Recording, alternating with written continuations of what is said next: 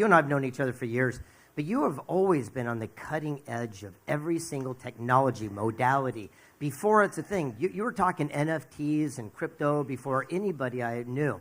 And it was really cool because every time I needed to go to the source, a true credible source, and we've been talking about that, you've been that guy. How do you keep your finger on the pulse of all this stuff? You know, this will tie to a second core value. So second floor, here's your core value. Everybody else can have it too, but this is the second one. I'm a Trenton-born kid, Trenton, New Jersey, right? There's a bridge that was a mile, Jersey, there's a bridge that was a mile and a half from where I grew up called the Trenton Makes, the World Takes, and I'm super grateful that the world took me. But I came from a wonderful family. Like, any child that was born in in a family like mine would have been great. But we were rich in love, not in money. And certainly I grew up in the East Coast where you had establishment, you had all that. So I kind of always had this little pissed off chip on my shoulder for the Notre Dames, for the Lawrencevilles, for the Princetons. Like, I just fucking hated it, right? And so I learned early on, just by getting my head like kind of let out of stuff, that if I wanted a seat at the table, second value, bring the fucking table.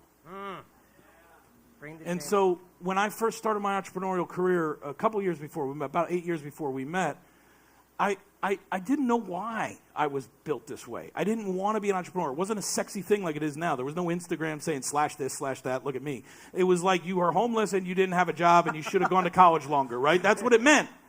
And so, like, everybody's like, what are you going to do? And I'm like, well, I'm going to be an entrepreneur. And they're like, oh, okay, what happened to him? Too many hits in the head playing football. So to answer Greg's question a long way, but to try and provide you value maybe for insights in your own life, I really believe that. Fundamentally, I wanted a seat at the table, so I decided to bring the table and set the chairs.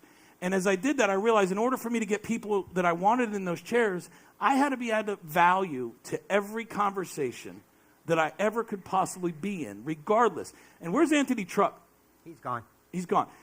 What he said yesterday about dark work was so awesome. I've never framed it that way, but I absolutely resonated with him. The dark work is where I've lived. And so how I've done it is I've just read voraciously. I've consumed voraciously. I am ridiculously obsessed with, like, I don't know. I can't turn it off. And then I look to basically find people that I can add value to. And then, shit, all of a sudden, Larry Namer in an airport and I have a conversation and now he's a business partner. Like, the Chris Snook from Trenton, New Jersey doesn't deserve those things if I don't do the dark work.